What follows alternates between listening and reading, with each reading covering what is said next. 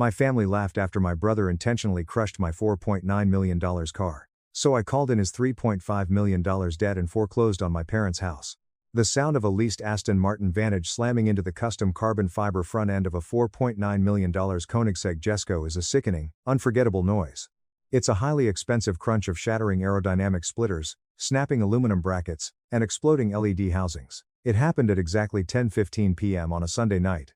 The air was thick and humid, the kind of sweltering South Florida evening where the heat just hangs over the concrete. I was standing in my parents' cracked driveway, completely frozen. I didn't scream. I didn't run toward the wreckage. I just stood there and watched the front of my 43rd birthday present to myself get completely crushed. But the most horrifying sound in that driveway wasn't the metal tearing.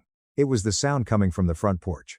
Richard and Helen, my parents, were standing under the flickering yellow porch light with glasses of cheap wine in their hands, and they were laughing. They were actually laughing. My younger brother, Mason, stepped out of the driver's side of his Aston Martin. He was 35 years old, but he still wore the smug, entitled smirk of a teenager who knew his parents would bail him out of anything. The smell of cheap tequila wafted off him from 10 feet away, mixing with the sharp scent of leaking coolant from my destroyed front bumper. He stumbled slightly, kicked a piece of my shattered custom headlight out of his way, and leaned against the door of his car. "Stop renting fake cars to look special, Arthur," he sneered, his voice loud enough for the neighbors to hear. "In this house, you'll always just be a nobody grease monkey. Don't try to play in my league."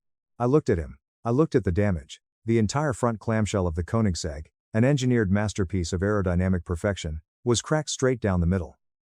The exposed carbon fiber was splintered like cheap plastic. A normal person would have lost their mind.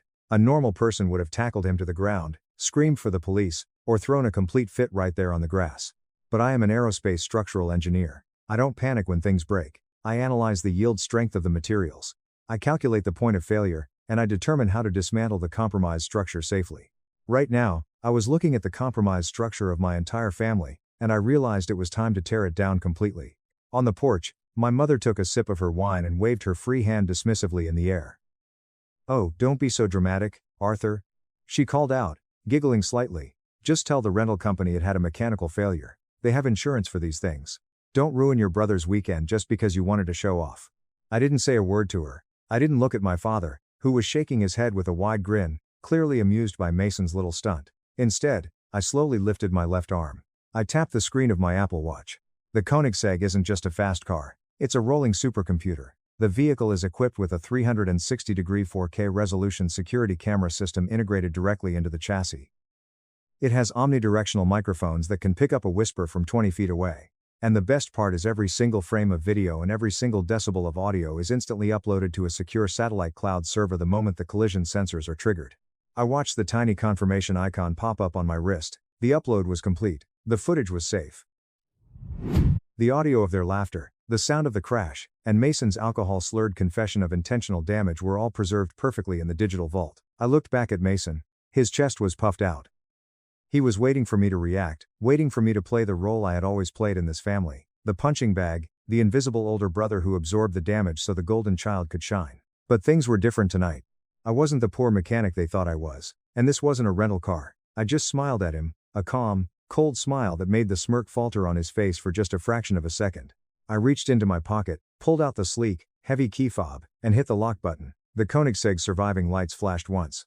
My family thought they had just ruined my Sunday night with a harmless prank. They thought they had put me back in my place. They had absolutely no idea that they had just handed me the match to burn their entire lives to the ground. To understand why a man who owns a $4,900,000 hypercar lets his family treat him like dirt on a driveway, you have to look back 15 years. You have to understand the architecture of my family. In structural engineering, there is a concept called load bearing. In our house, I was the load bearing wall, and Mason was the decorative chandelier. I existed solely to hold up the roof so everyone could admire how brightly he shined. Growing up, the double standard wasn't just noticeable, it was suffocating. I remember being 23 years old, finishing up my final project for my advanced engineering degree. I needed a specific microcontroller board that cost $500. I went to my father, Richard, and asked if I could borrow the money, promising to pay it back with my wages from the campus auto shop. He looked at me over his newspaper, sighed heavily, and wrote the check. But the next morning, I found that check torn into tiny pieces at the bottom of the kitchen trash can. When I asked him about it, he said he and Mom had discussed it and decided I needed to learn the value of hard work. The very next week, They co-signed a brand new $35,000 loan. So Mason, who was 17 and had just failed math, could have a shiny new sports car to drive to high school. That was the dynamic. I was the workhorse. He was the show pony. They called me the grease monkey, the mechanic, the guy who liked to get his hands dirty. They never bothered to understand that I wasn't just fixing cars, I was designing propulsion systems. The real turning point happened when I was 28. I had spent 3 years working in a damp, freezing garage, developing a new type of heat-resistant alloy coating for aerospace engines. It was highly technical, incredibly boring to anyone outside the industry, and absolutely revolutionary. I patented it. 6 months later, a major defense contractor bought the patent from me for a staggering $25 million. I was rich. Instantly, unbelievably rich. I remember the day the funds cleared into my account. I was sitting in my old apartment staring at the screen, tears in my eyes. I picked up my phone and called my parents. I wanted to share the victory. I wanted to hear my mother say she was proud of me. Helen answered on the second ring. "Mom, you won't believe this," I started, my voice shaking with excitement. "I just sold my project. I'm set for life. I want to take you and Dad out, pay off your..." She cut me off before I could finish the sentence. "Oh, Arthur, that's nice, honey," she said, her tone completely flat. "But listen, I can't talk right now. Mason just closed his first big lease on a luxury apartment downtown, and we're taking him out for steak to celebrate. He's doing so well in real estate.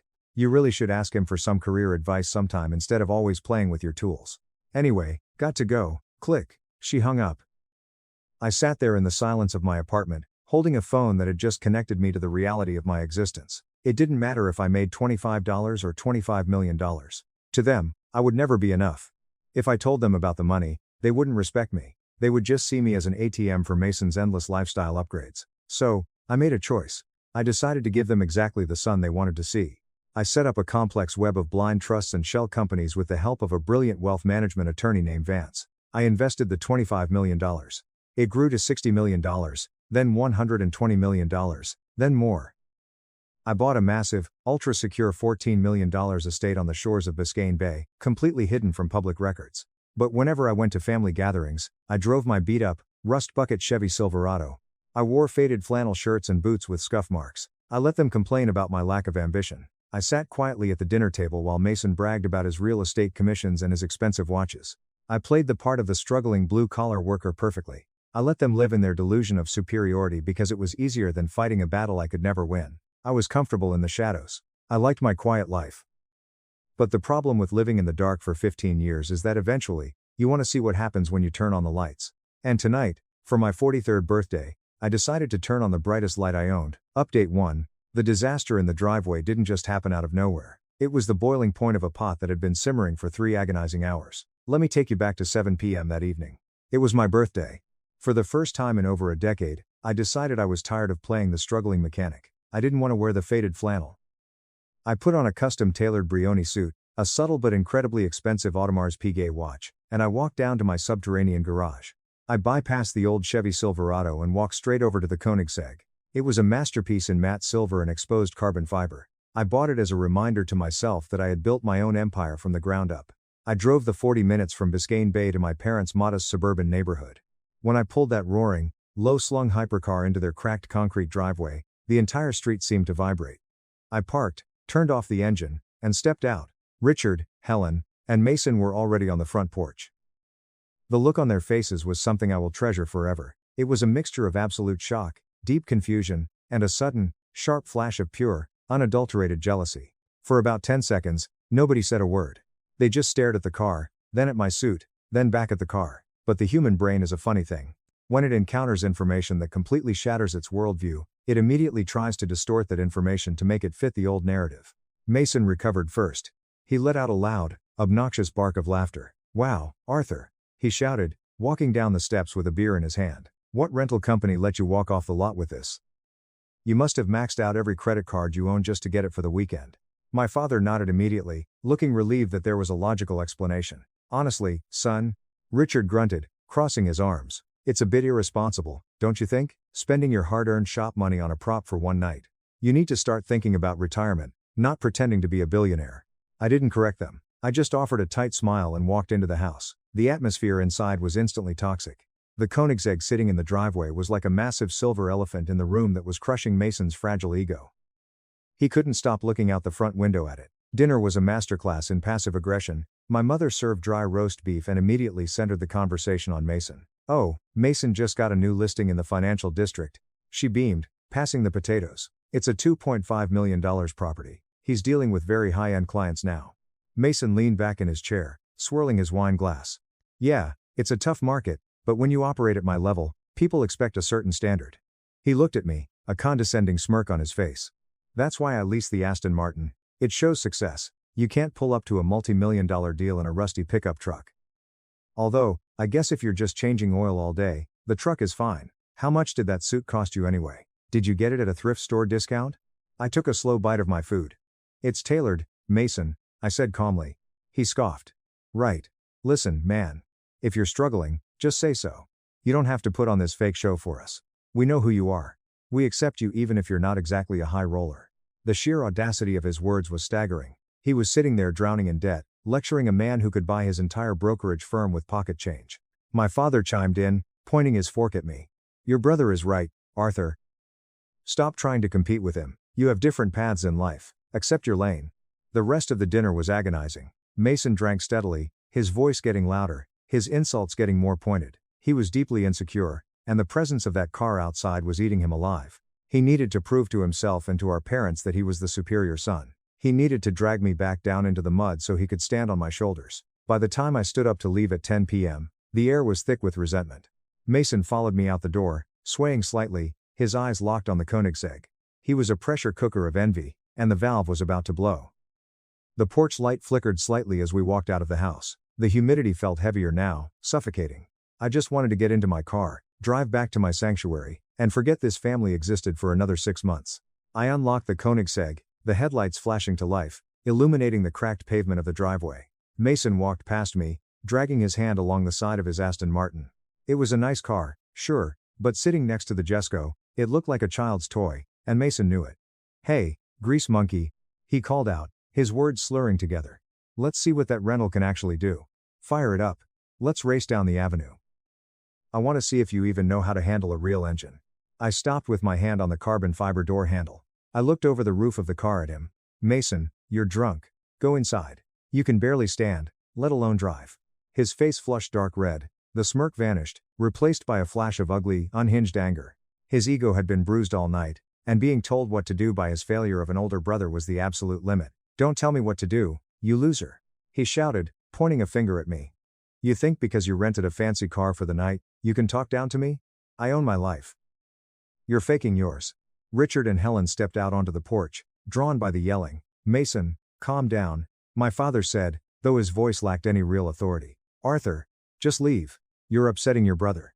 I shook my head, disgusted. I opened the door of the Koenigsegg and slid into the driver's seat. I didn't start the engine yet. I just wanted to close the door and lock them out. But before I could pull the door shut, I heard the aggressive roar of the Aston Martin's engine firing up. I looked up through the windshield. Mason had thrown himself into the driver's seat of his car. He slammed the door. He glared at me through the glass, his eyes wild and furious. He threw the transmission into reverse. He didn't just back up. He stomped the accelerator to the floor. The rear tires of the Aston Martin squealed against the concrete, spinning for a fraction of a second before catching traction. The car launched backward. He wasn't trying to leave. He had angled the steering wheel perfectly. He was aiming straight for the front quarter of my car. I had exactly 2 seconds to process what was happening. I braced my hands against the steering wheel. The impact was violently loud. The rear bumper of his Aston Martin smashed directly into the Koenigsegg's custom carbon fiber front end and the driver's side headlight assembly. The sound of tearing metal and snapping composites echoed down the quiet suburban street. My car shook hard, the suspension absorbing the blow, but the damage was done. Mason slammed on the brakes, throwing his car into park. He sat there for a moment, breathing heavily, before opening his door and stepping out. He surveyed the wreckage, and then, slowly, that arrogant, sickening smirk returned to his face. That brings us back to the moment on the driveway. The moment the metal stopped crunching and the laughter started. My parents giggled, told me not to be dramatic, and told me to lie to the rental company. I sat inside the Koenigsegg for a moment longer. I looked at the infotainment screen. The system had automatically saved the collision event. I tapped the screen, pulling up the playback from the front-facing camera. The video was crystal clear in 4K resolution. It showed Mason getting into his car. It showed him looking directly at my camera, his face twisted in anger. It showed the deliberate turn of the steering wheel. It showed the intentional acceleration. And the audio. The ambient microphones had picked up everything. His slurred insult, the screech of the tires, and worst of all, the laughter of my parents immediately after the impact. I stepped out of the car. I didn't yell. I didn't throw a punch. I just looked at the three of them standing there, so incredibly confident in their own immunity. They thought they had just scratched a rental car and put me in my place. They thought the worst that would happen was me losing a security deposit.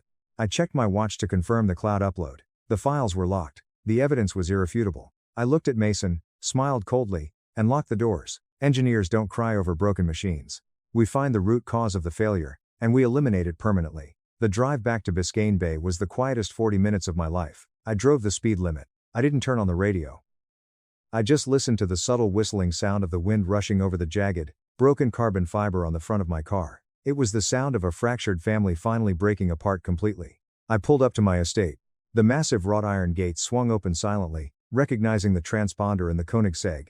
I drove down the long tree-lined driveway and parked in the subterranean garage, surrounded by my pristine collection of vintage and modern supercars. The Koenigsegg looked like a wounded soldier among them. I walked upstairs to my main study, a massive room with floor-to-ceiling windows overlooking the dark waters of the bay. I poured myself a single glass of neat bourbon, sat down at my desk, and opened my encrypted laptop. It was 11:30 p.m. on a Sunday night, but I knew my wealth management attorney, Vance, would answer. I paid him a 7-figure retainer precisely so he would answer. The phone rang twice. "Good evening, Arthur." Vance's calm, professional voice came through the speaker. "To what do I owe the pleasure at this hour?" "Vance," I said, my voice steady and cold. "It's time to pull the plug. All of it." There was a brief pause on the line. I could hear the faint clicking of a keyboard as Vance pulled up my master file. "Are you absolutely certain?" he asked. "Once we initiate the withdrawal protocols, the financial shockwave will be immediate and catastrophic for the beneficiaries. I am certain. Let me explain the gravity of what I was about to do. This is the secret I had kept from them for 15 years. The ultimate irony of my family's arrogance. My brother Mason was a real estate broker, yes, but he was a terrible one. He lived drastically beyond his means, leasing expensive cars, renting high-end condos, and taking out massive loans to fund a lifestyle he couldn't afford. 5 years ago, he defaulted on 3 major commercial loans. He was days away from total bankruptcy and potential fraud charges. To save him, I had Vance set up a blind venture capital firm. That anonymous firm bought Mason's bad debt. For the last 5 years, my money had been quietly acting as the guarantor for his entire life. $3.5 million in toxic debt, held at bay only because I allowed it, and my parents, Richard and Helen, thought they were living comfortably on their meager pensions. They weren't. 10 years ago, my father made a disastrous investment that wiped out their retirement savings. Without telling them, I bought the mortgage to their house through a proxy corporation.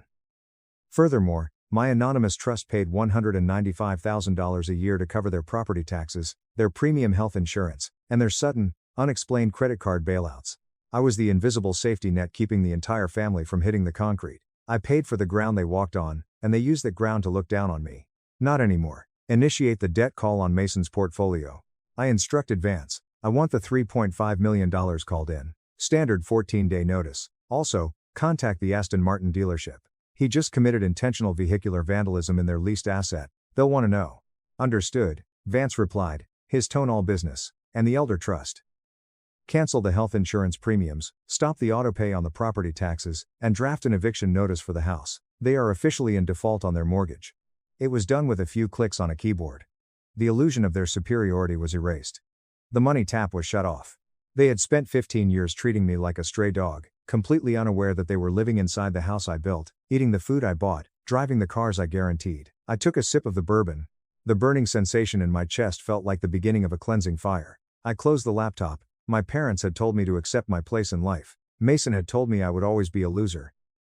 Tomorrow morning, they were going to wake up and realize exactly what my place was, and they were going to realize that the loser was the only thing keeping them from drowning. Update 2. Monday morning arrived with the bright, unforgiving clarity of a Florida sunrise. I was up at 6 a.m., sitting in my study with a fresh cup of black coffee. The emotional detachment I felt was surprising. There was no sadness, no lingering guilt. I was an engineer executing a demolition order. At exactly 8 a.m., I made my first move outside of Vance's financial maneuvers. I opened my laptop and initiated a video call with my private claims adjuster at the luxury auto insurance conglomerate that handled my fleet. His name was Julian, a man who dealt exclusively with multi-million-dollar assets. "Arthur, good morning," Julian said, looking sharp in his office. "I received your preliminary claim filing last night, a collision involving the Jesco. I sincerely hope you are uninjured." "I am perfectly fine, Julian. The car, however, is not. I've sent you the telemetry data, the collision report, and the dashcam footage from the vehicle's onboard system. I watched Julian on the screen as he opened the files. His professional, neutral expression slowly shifted into one of wide-eyed disbelief as he watched the 4K video. He saw Mason's face. He saw the deliberate turn of the wheel. He heard the acceleration. He heard the impact and the laughter. Good God! Julian muttered, leaning closer to his monitor. Arthur, this isn't a traffic accident. This is intentional, malicious destruction of property. I know. What's the protocol? Julian sat back, his face hardening into corporate ruthlessness. The protocol is swift and severe. Because the footage clearly demonstrates premeditated intent to damage, the other driver's liability insurance is completely voided. Insurance covers accidents, not criminal acts. So, what does that mean for him? I asked, taking a sip of my coffee. It means our legal department will step in directly, Julian explained. We will cover your repairs immediately, of course, but we will subrogate the claim. We are going to sue him personally for the full amount of the damages, plus legal fees. We will place liens on his bank accounts, garnish his wages, and seize his assets if necessary to recoup the loss. Given the extent of the damage to a custom carbon fiber Koenigsegg front end, Julian paused, typing rapidly on his calculator. With parts, labor from certified Swedish technicians, and diminished value. You're looking at an initial estimate of at least $900,000. Send the invoice to his address, I said calmly. And Julian, do not offer a settlement. Not a chance, Arthur. We'll serve him the paperwork by noon today. I ended the call. $900,000. That was just the repair bill. It didn't even factor in the $3.5 million debt call Vance was unleashing or the mortgage default on my parents' house. By 9 a.m. on Monday morning, Mason was likely just waking up in his expensive rented apartment, dealing with a hangover, completely oblivious to the fact that his entire existence was currently being dismantled by corporate lawyers and insurance sharks. He thought he was untouchable because our parents had spent his whole life protecting him from the consequences of his actions. But Richard and Helen couldn't protect him from this. They couldn't even protect themselves. The first tremor of the earthquake hit Mason at exactly 10 a.m. I was watching the readouts on my encrypted financial dashboard. Mason woke up to an email with a high-priority red flag from the luxury auto group where he leased his Aston Martin. The subject line read, "Immediate contract termination and asset repossession." Because I had filed the criminal vandalism report directly through the insurance conglomerate, the rental agency was legally obligated to sever their contract. He had violated the morality and criminal activity clauses of his lease. They were demanding the immediate return of the Aston Martin, along with a penalty fee of $30,000 for breach of contract, payable within 48 hours. If he didn't surrender the vehicle by noon, they were reporting it stolen. But that was just a minor paper cut compared to the guillotine blade that dropped 10 minutes later. At 10:15 a.m., Mason received a phone call from the primary lending officer at his commercial bank. For 5 years, my anonymous venture capital firm had acted as the sole guarantor for Mason's failing real estate investments. The bank officer informed Mason that his guarantor had officially and abruptly withdrawn all support. Due to his lack of personal liquidity and terrible credit history, the bank was exercising the acceleration clause in his loan agreements. They demanded payment in full, $3.5 million. He had 14 days to produce the cash, or they would begin seizing his business accounts, his personal assets, and liquidating his brokerage firm. In a blind panic, he did what the golden child always does when he makes a mess. He called Daddy to clean it up. He dialed Richard, begging for a loan, an advance on his inheritance, anything to stop the bleeding. But Richard was having his own nightmare. Right as Mason was calling, Richard was standing at the checkout line at the local grocery store. He swiped his premium credit card to pay for his groceries. Declined. He swiped it again, feeling the eyes of the cashier on him. Declined. Confused and embarrassed, he stepped aside and called the credit card company, only to be told that the anonymous benefactor account that had been automatically paying off his massive balances for the last decade had been closed permanently. He drove home in a panic, only to find the mail carrier dropping off a certified letter from the county tax assessor. Because my trust had canceled the automatic property tax payments, a delinquency notice had been generated overnight. It informed Richard that he was severely behind on his taxes, and that a lien was being prepared against the house. Furthermore, a second letter from his mortgage lender arrived, stating his primary mortgage was in default. The safety net was completely gone, they were falling in free air, and the ground was rushing up to meet them at terminal velocity. My phone started ringing at 11 a.m. It was Mason. I watched his name flash on the screen. I didn't answer. It stopped, then immediately started again. The notifications piled up. 1 missed call, 5 missed calls, 20 missed calls. He was leaving voicemails, sobbing, demanding to know what was happening, asking if I could help him, begging me to loan him money because his entire life was falling apart. By noon, I had exactly 52 missed calls from my brother. He had no idea I was the one pulling the strings. He just thought his luck had simultaneously run out in every single aspect of his life. I picked up my phone. I didn't call him back. I opened a new text message. I typed in my home address, a location hidden deep in the exclusive gated community of Biscayne Bay, a place neither he nor my parents had ever been allowed to visit. I attached a simple 4-word message: "Come here, bring parents." I hit send. I turned off my phone, stood up from my desk, and walked down to the garage. The trap had snapped shut. It was time to show the rats exactly who built the maze. They arrived together just before 2 p.m. Since Mason's Aston Martin was legally required to stay parked until the repo team arrived, and my parents had zero cash for a taxi, they were forced to drive Richard's rusty 15-year-old sedan. The irony was not lost on me. For years, they had mocked me for driving an old truck, and now, facing total financial annihilation, they were crawling to me in a vehicle that sounded like it was going to rattle apart on the highway. I watched their approach on my security monitors. When they pulled up to the first massive iron gate, they looked completely lost. Mason pressed the intercom button, his hand shaking visibly on the camera feed. I buzzed them through. They drove slowly down the long winding path lined with imported palm trees and manicured landscaping. When they finally rounded the last corner and my house came into view, the rusty sedan rolled to a complete stop on the driveway. The house is a $14 million architectural masterpiece of steel, glass, and dark stone cantilevered over the water. It is a fortress of modern wealth, completely contradictory to the narrative they had assigned to me for my entire adult life. They stepped out of their old car, looking small and incredibly out of place. Richard was staring up at the 3-story glass facade, his mouth hanging open. Helen was gripping her purse so tightly her knuckles were white. Mason looked like he was going to vomit. The toxic shock of a man whose reality had just shattered was written all over his face. I remotely opened the massive aircraft hangar-style doors to my main display garage. The warm LED gallery lights flicked on, illuminating the space. They slowly walked toward the open garage, their footsteps echoing on the polished epoxy floor. Inside, parked in perfect alignment, were 5 vehicles: a vintage Ferrari, a custom Range Rover, a McLaren, and sitting right in the center, bathed in surgical lighting, was the Koenigsegg Jesco.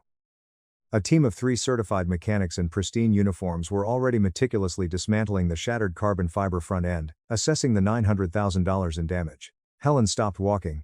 She looked at the mechanics, then at the cars, and then she saw me walking out from the interior door. I wasn't wearing my faded flannel or work boots. I was wearing a sharp, custom-tailored suit, a freshly pressed shirt, and a look of absolute icy authority. I held a thick manila folder in my right hand. My mother's eyes darted nervously between my suit and the mechanics. "Arthur," she stammered, her voice trembling, pitching up an octave in disbelief. "What? Whose house is this? Do you work security here? Did your boss let you park the rental car here?" I stopped about 10 feet away from them. I looked at the 3 people who had spent my entire life making me feel like I was nothing. I let the silence stretch for 5 long seconds, letting the weight of the environment crush their assumptions. "No, Mom," I said, my voice steady, projecting clearly across the massive garage. "I don't work security here. I own this house. I own those cars. I own the land you are standing on." Richard took a step backward, leaning against the side of his rusty sedan as if the gravity in the room had suddenly shifted. "What are you talking about?" he croaked. "You're a mechanic. You run a little shop." "I was an aerospace structural engineer, Richard." I corrected him coldly. "I sold a proprietary patent 15 years ago for $25 million. I turned that into a fortune. I've been a multimillionaire since I was 28 years old." Mason looked like he had been struck by lightning. His skin was pale, a sickly shade of gray. His eyes darted around the garage, taking in the sheer, undeniable wealth surrounding him. "But you drove that old truck. You wore cheap clothes. You never said anything. Why?" I looked him dead in the eye. "Because if I told you I had money, you would have never respected me for earning it. You just would have demanded I spend it all on you. I wanted to see who you really were when you thought I had nothing. And last night, you showed me exactly who you are." Mason swallowed hard, a look of desperate realization washing over him. "Arthur, please," he begged, his voice cracking. "My life is over. The bank is calling in a $3.5 million loan. The car dealership is suing me. You have to help me. If you have this much money, you have to bail me out." I smiled, a tight, humorless smile. I tapped the thick manila folder against my leg. "Oh, Mason, I'm not going to bail you out. I am the one who pulled the plug. Welcome to my house. Let's go inside. We have a video to watch." I led them out of the garage and into the main living quarters. They followed me in complete silence, their eyes wide as they took in the imported marble floors, the massive art installations, and the panoramic views of Biscayne Bay. They looked like prisoners walking to the execution chamber. I brought them into my private office, a large room dominated by a massive solid oak desk and a wall-sized digital projection screen. I gestured for them to stand in the center of the room. I didn't offer them a seat. I walked behind my desk and picked up a small remote control. "You came here begging for help because you think the universe is suddenly punishing you," I said, looking at the three of them. "You think you're victims of bad luck. You're not. You're victims of your own arrogance." I pressed a button on the remote. The lights in the office dimmed automatically, and the massive projector fired up. I didn't just show them the video. I made them experience it. I had routed the audio through the high-fidelity surround sound system built into the walls. The screen flickered to life in crystal-clear 4K resolution. It was the dashcam footage from the Koenigsegg. It showed Mason stumbling into his Aston Martin. Mason flinched, looking away from the screen, but the audio was impossible to ignore. "Stop renting fake cars to look special, Arthur." Mason's drunken voice blasted through the room, echoing off the walls. "In this house, you'll always just be a nobody grease monkey, don't try to play in my league." Then came the roar of the Aston Martin's engine, the screech of the tires, and then the deafening, bone-rattling crunch of metal and carbon fiber exploding on impact. The sound vibrated through the floorboards of my office. My mother clamped her hands over her ears, tears welling in her eyes. But I wasn't done. I paused the video right after the crash. I enhanced the audio feed and hit play again. "Oh, don't be so dramatic, Arthur. Just tell the rental company it had a mechanical failure. They have insurance for these things. Don't ruin your brother's weekend just because you wanted to show off." Followed by the clear, distinct sound of Richard and Helen laughing. I turned off the screen and brought the lights back up. The silence that followed was heavy, suffocating, and absolute. "You thought it was a joke," I said, my voice cutting through the quiet like a scalpel. "You thought you could destroy something that didn't belong to you, laugh in my face, and walk away without a scratch because that's what you've done my entire life." The heavy oak doors of the office opened behind them. Vance, my wealth management attorney, walked in. He was wearing a sharp gray suit, carrying a leather briefcase. He walked over to my desk and set 3 massive stacks of legal documents down in front of me. "Arthur, the filings are prepared," Vance said professionally, completely ignoring my family. "Thank you, Vance." I picked up the first stack of papers and looked at my brother. "The repair bill for the Koenigsegg is $900,000. The insurance company is suing you personally for the full amount, but that's the least of your problems." I pushed the second stack of papers forward. "Those 3 commercial loans you defaulted on 5 years ago. The $3.5 million in toxic debt. The anonymous venture capital firm that bought that debt and kept you out of federal prison was my firm. I own your debt, Mason. I was your guarantor. And as of 10:15 this morning, I have officially withdrawn all support and initiated aggressive collection protocols." Mason's knees buckled. He actually collapsed onto the expensive Persian rug, gasping for air as if he had been punched in the throat. He grabbed his chest, his mouth opening and closing without any sound coming out. I turned my attention to my parents. Richard was sweating profusely, his face a concerning shade of crimson. I picked up the third stack of documents. 10 years ago, you lost your retirement fund, Richard," I said, my tone completely devoid of empathy. "The bank was going to foreclose on your house. An anonymous trust stepped in, bought the mortgage, and started paying your property taxes and your health insurance, $195,000 a year. That trust belongs to me. I bought your house. I paid your bills. I kept you alive while you sat at the dinner table and called me a grease monkey." I tossed the papers onto the desk. The sound echoed loudly in the quiet room. "As of today, the trust is dissolved, the auto payments are cancelled, you are in default on the mortgage, and the county is placing a tax lien on the property. I am foreclosing on the house. You have 30 days to pack up your things and vacate the premises." I looked at all 3 of them, the absolute architects of my childhood misery, now entirely broken by the truth. I leaned over the desk, looking down at my brother sobbing on the floor. "I own everything, Mason. I own your past, I own your present. And I just cancelled your future." The physical reaction to complete and total devastation is not something you see in the movies. It isn't poetic. It's ugly, visceral, and pathetic. Mason remained on the floor.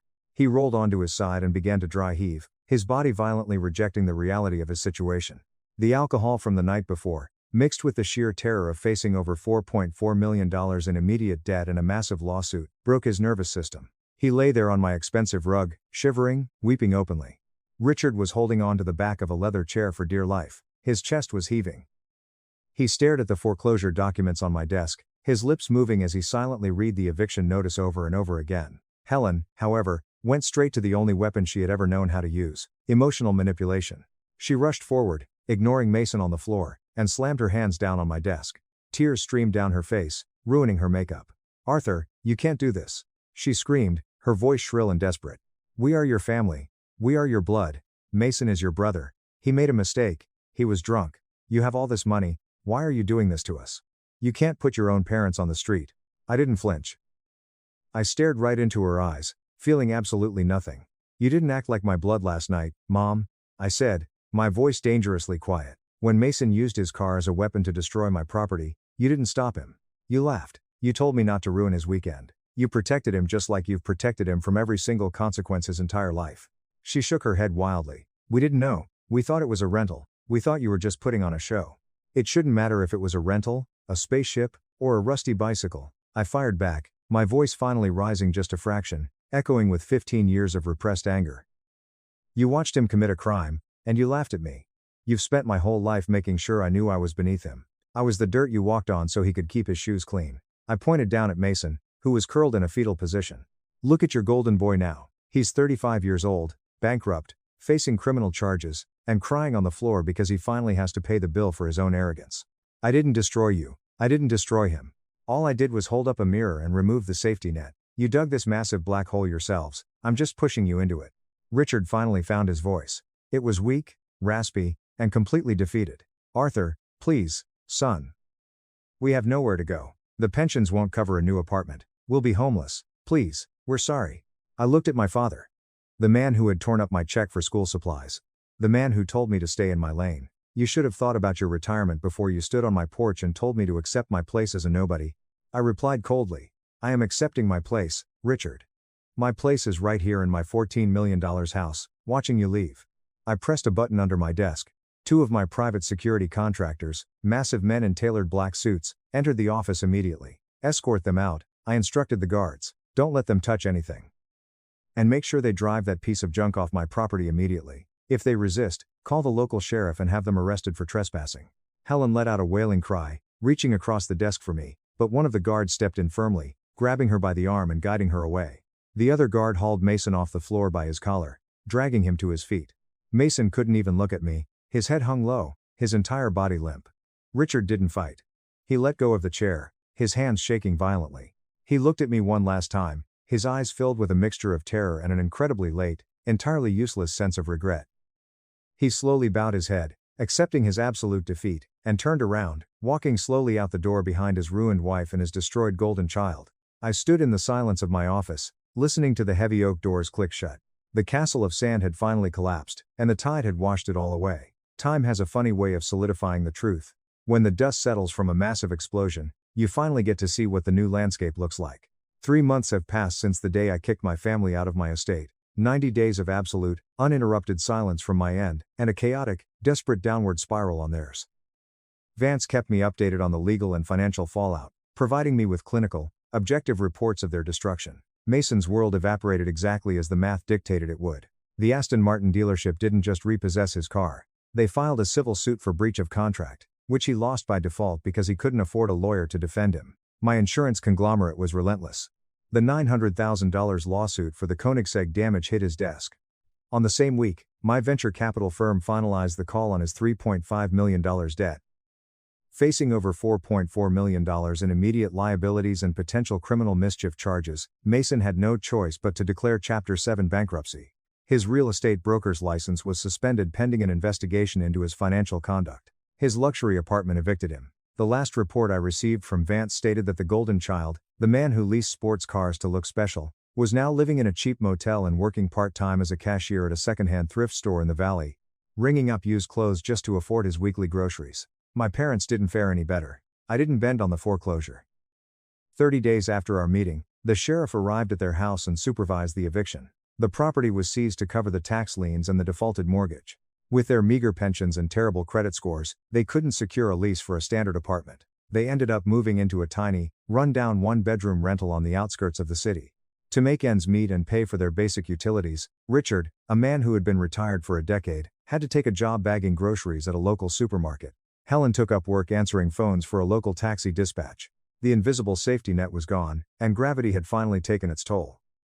As for me, the 3 months brought nothing but peace. The Koenigsegg spent 8 weeks at a specialized facility. They flew in replacement carbon fiber components directly from the factory in Sweden. They recalibrated the sensors, replaced the custom LED housings, and polished the paint until it looked like liquid glass. When the transport truck finally delivered it back to my garage, there wasn't a single scratch on it. The structural integrity had been perfectly restored. It was a Tuesday afternoon when my phone buzzed on my desk. I looked at the caller ID. It was an unknown number, but my security software instantly traced the origin. It was Mason, calling from a prepaid burner phone. I debated ignoring it, but curiosity won out. I tapped the screen and put it on speakerphone, leaning back in my leather chair. "Hello," I said smoothly. "Arthur." Mason's voice came through the speaker. He sounded hollow, exhausted, stripped of all the arrogance that used to define him. "Please don't hang up. Just give me 30 seconds. "You have 20, I replied. He took a ragged breath. "I hit rock bottom, man. I lost everything. I'm working retail. I have $50 to my name. Mom and Dad are struggling to pay for electricity. I know I deserve this. I know I was a monster to you. But, I'm begging you. As your brother, I just need a small loan. $5,000. 9. Just to get a decent apartment so I can try to find a real job. I'll sign whatever contract you want. I'll pay you back with interest. Please, I'm drowning." I listened to him beg. 15 years ago, I would have felt guilty. I would have written the check, but I wasn't the mechanic anymore. I was the engineer. A structural failure cannot be fixed by just putting a fresh coat of paint over the crack. "Mason," I said quietly, "you have to tear the rotten pieces out and build a new foundation from scratch. I am not giving you a single dollar. You have to learn how to survive in the real world, just like you told me to do. Arthur, please don't do this." I hung up. I pulled up his burner number on my security software, permanently blocked it, and flagged it across my entire network. The conversation was over. The truest form of power is not the ability to destroy someone, it is the ability to walk away from their destruction without feeling a single ounce of regret. I walked down to the garage later that evening. The Florida sun was setting, casting long, golden shadows across the polished epoxy floor. The Koenigsegg sat in the center of the room, pristine, aggressive, and whole again. I ran my hand along the smooth carbon fiber hood where the shattered cracks used to be. The repair was flawless. In engineering, we talk about resilience. It is the ability of a material to absorb energy when it is deformed elastically, and then, upon unloading, to have this energy recovered. My family had applied massive amounts of pressure on me for my entire life. They tried to deform my character, my ambition, and my sense of self-worth. They wanted me to bend to their narrative so they could feel taller. But I didn't break. I absorbed the pressure. I used it to build an empire in the shadows. And when the time was right, I unloaded all that accumulated energy right back onto them. Cutting ties with a toxic family is a terrifying concept for a lot of people. Society tells us that blood is thicker than water, that family is everything, that you must forgive and forget no matter how badly you are abused. But that is a lie designed to keep victims trapped in the cycle. Blood means absolutely nothing if the people sharing it use it as an excuse to bleed you dry. I don't miss them. I don't miss the awkward, suffocating holiday dinners. I don't miss the passive-aggressive comments about my clothes or my job. I don't miss watching my parents beam with pride over a brother who was nothing more than a parasite wearing a rented suit. I feel incredibly light. My life is quiet, secure, and entirely my own. The estate feels warmer now that the ghosts of my past are no longer haunting the edges of my mind. Just yesterday, Vance came to my office for our quarterly portfolio review. After we finished the primary business, he closed his folder, took off his glasses, and looked at me with a rare moment of personal hesitation. "Arthur," he started carefully, "I received a report from the private investigator monitoring your parents' situation. They are having a very difficult time. The grocery store wages are barely covering their rent. They are heavily relying on food banks for their meals." I poured us both a glass of bourbon. "And your point, Vance?" he sighed. "We could establish a very small, highly compartmentalized microtrust, a few hundred a month distributed anonymously via grocery store gift cards. It would ensure they don't starve, and they would never know it came from you. It's a drop in the ocean for your portfolio." I held my glass of bourbon, watching the amber liquid catch the light from the setting sun. I thought about Richard holding his wine glass on the porch, laughing as my car was destroyed. I thought about Helen telling me not to ruin Mason's weekend. I thought about the 15 years of silence, the 15 years of being treated like an ATM masquerading as a mechanic. I looked at Vance. "No," I said simply. "Let them eat the consequences." If you enjoyed this story, please hit that subscribe button. It really helps the channel out and allows us to bring you even more awesome stories. Thank you so much for watching.